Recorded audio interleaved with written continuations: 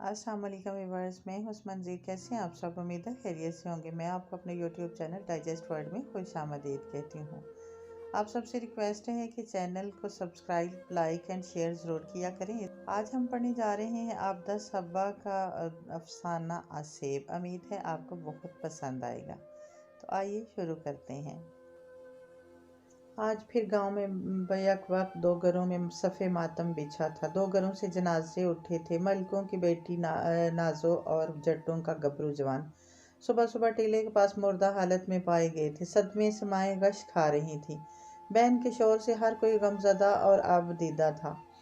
ये कोई पहली दफ़ा वाक़या नहीं था। इस गांव में पिछले 15 साल से ये कहानी दोहराई जा रही थी। इस गांव का हर जोड़ा इसी अंजाम से दो चार हुआ था, जिसकी मोहब्बत की मुखालफत में इनके ख़ानदान वाले खड़े हो जाते थे। यही कुछ नाजो और कासम के साथ हुआ था।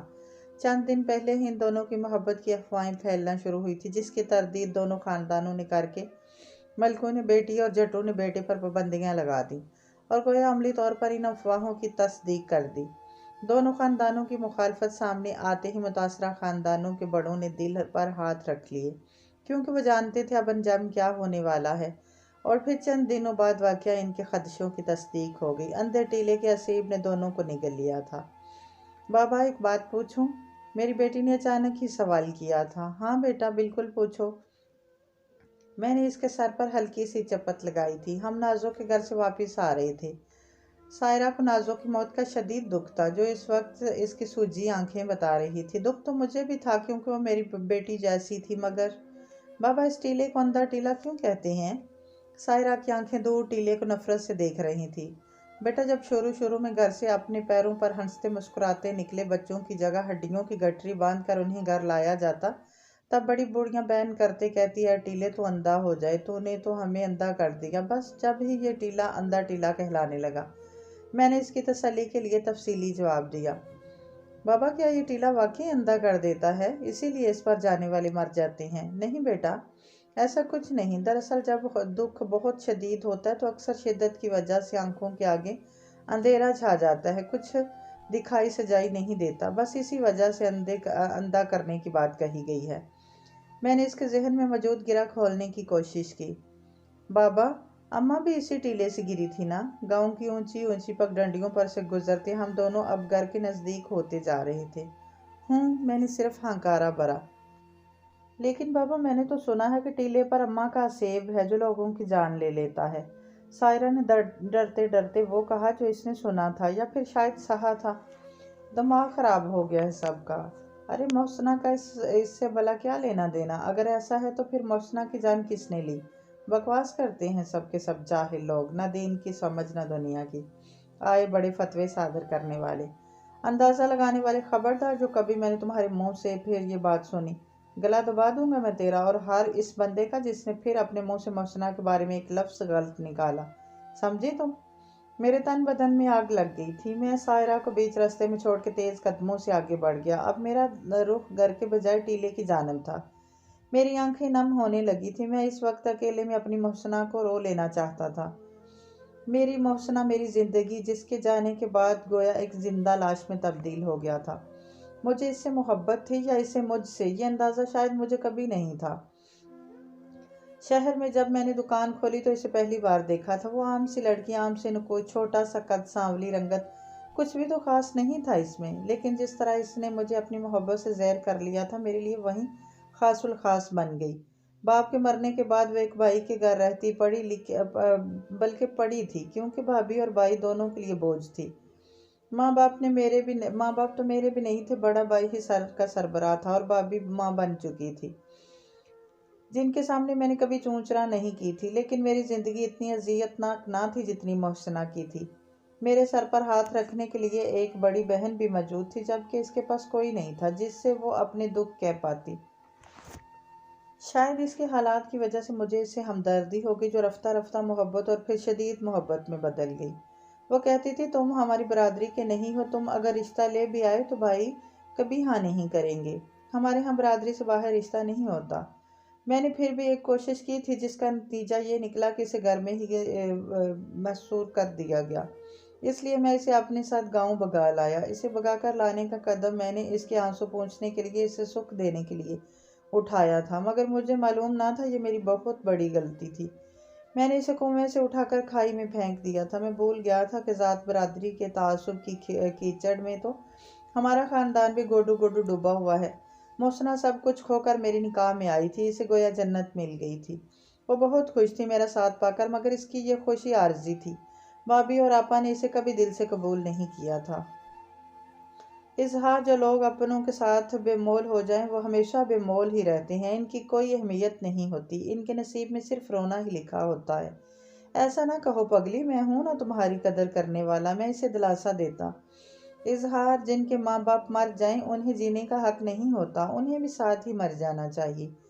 کیوں فضول سوچتی ہو؟ ایسا نہ سوچا کرو۔ میں اس سے تاروں کی خوشبو کی پھولوں کی باتیں کرتا اور وہ کہتی، اظہار، میں نے سنا تھا جو لڑکیاں نادان بن کر باپ کی دہلیز پار کر جاتی ہیں انہیں اپنی نادانی ہمیشہ پچھتانے پر مجبور کرتی ہے، کیونکہ وہ خود کو لوگوں کی ٹھوکروں کے لیے چن لیتی ہیں۔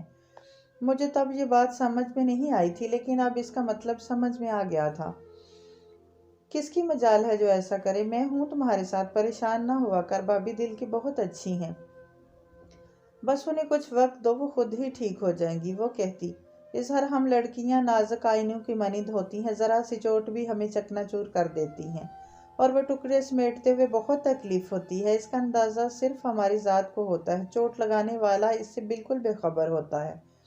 میں اس کی تکلیف پہ تڑپ جاتا، مگر یہ تڑپ صرف تڑپ ہی رہی، کبھی اس کی حمایت نہ کر سکا، شاید اس لیے میں بزدل تھا۔ سائرہ کے پیدا ہونے کے کچھ دن بعد وہ ایک رات سائرہ کو بے تحاشا پیار کرتی رہی، مگر عجیب بات یہ تھی کہ اسے لپٹائے ہوئے روئی جا رہی تھی۔ میرے ٹوکنے پر بولی، اظہار، ہماری بیٹی کو یہ لازمی بتانا کہ پرندوں کے جو بچے اپنے گھونسلوں سے گر جائیں انہیں پھر کہیں پناہ نہیں ملتی، اسے بتانا وہ کبھی میری غلطی نہ دہرائے۔ میں اسے تسلی دیتا رہا، مگر وہ بس روتی رہی۔ اگلی صبح میری آنکھ شور سے کھلی تو اندازہ ہوا محسنہ گھر پر نہیں تھی۔ اس وقت بھی بھابھی نے اپنی زبان کے نشتر چلائے، گھر سے بھاگ گئی ہوگی کسی اور یار کے ساتھ۔ ایسی چلتر لڑکیاں ایک جگہ رک کر چین سے کب رہتی ہیں؟ لیکن جب اس کا مردہ وجود ٹیلے کے پاس سے ملا، گویا میری زندگی ویران ہوگی۔ تب میں نے بھابھی کو پہلی بار کھری کھری سنائی تھی، کاش میں نے اپنی زندگی کا قفل پہلے توڑ دیا ہوتا تو آج وہ زندہ ہوتی۔ جانتی ہوں نا، آج 20 سال پورے ہو گئے، وہ دن جو میری زندگی میں ایک سیاہ اندھیرا لے آیا تھا، وہ رات جس کی تاریکی ابھی تک میری زندگی کا احاطہ کیے ہوئے ہے، اب ختم ہونے والی ہے۔ میں نے اپنی بیٹی کی تربیت بہت اچھی کی ہے، بہت پیار دیا ہے، میں نے اسے، اب تو بڑی ہو گئی ہے، اور میں اس کے لیے ایک لڑکا بھی دیکھا ہے، بہت اچھا ہے، بہت خوش رکھے گا اسے۔ تجھے ڈر تھا نا کہ کہیں وہ محسنہ نہ بن جائے، دیکھ وہ سائرہ ہی بنی ہے۔ میں نے اسے محسنہ بننے نہیں دیا، بھلا کیسے بننے دیتا؟ محسنہ تو بس صرف ایک ہی تھی، تم، بس صرف تم۔ تمہارے جانے کے بعد زندگی بہت خالی ہو گئی تھی، کچھ نہیں بچا تھا۔ اگر سائرہ نہ ہوتی تو ایک پل بھی یہاں مزید نہیں گزارنا تھا۔ اسے اکیلا چھوڑ بھی تو نہیں سکتا تھا نا، وہ تو تیری نشانی ہے میرے پاس۔ محسنہ جانے سے پہلے ایک بار میرے بارے میں تو سوچ لیا ہوتا، مجھے معلوم نہ تھا تم اتنی جلد باز ہو، اتنی خود غرض۔ وہ کیا ہے نا کہ تم نے صرف اپنے بارے میں سوچا، اس لیے تم مجھ پر بھی بھروسہ نہیں تھا، تھوڑا سا انتظار کر لیتی، مجھ پر بھروسہ کر لیتی۔ آدھی رات ہو چکی ہے، لوگوں نے اپنے گھروں میں روشنیاں جلا دی ہیں، دیکھو میں نے دور گاؤں کی روشنیوں کی جانب اشارہ کیا تھا۔ اس وقت میں اندھے ٹیلے کے سب سے بلند کنارے پہ بیٹھا تھا، گاؤں آنے جانے والوں کا راستہ اسی ٹیلے سے جاتا، باقی 3 اطراف سے پہاڑ تھے جن میں گھنے درختوں میں سے کوئی بھی درندہ کسی بھی وقت حملہ کر سکتا تھا۔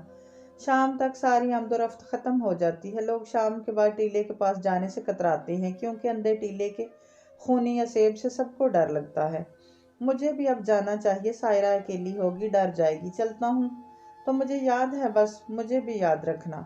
میں نے گھر کی جانب قدم بڑھائے، تبھی مجھے یوں لگا جیسے دور سے کوئی بھاگتا ہوا آ رہا ہو۔ میں نے ٹیلے کی ایک جانب بڑے پتھر کی اوٹ لی تھی جہاں سے میں آنے والوں کو دیکھ سکتا تھا، لیکن وہ مجھے نہیں دیکھ سکتے تھے۔ میری دھڑکن تیز ہو گئی۔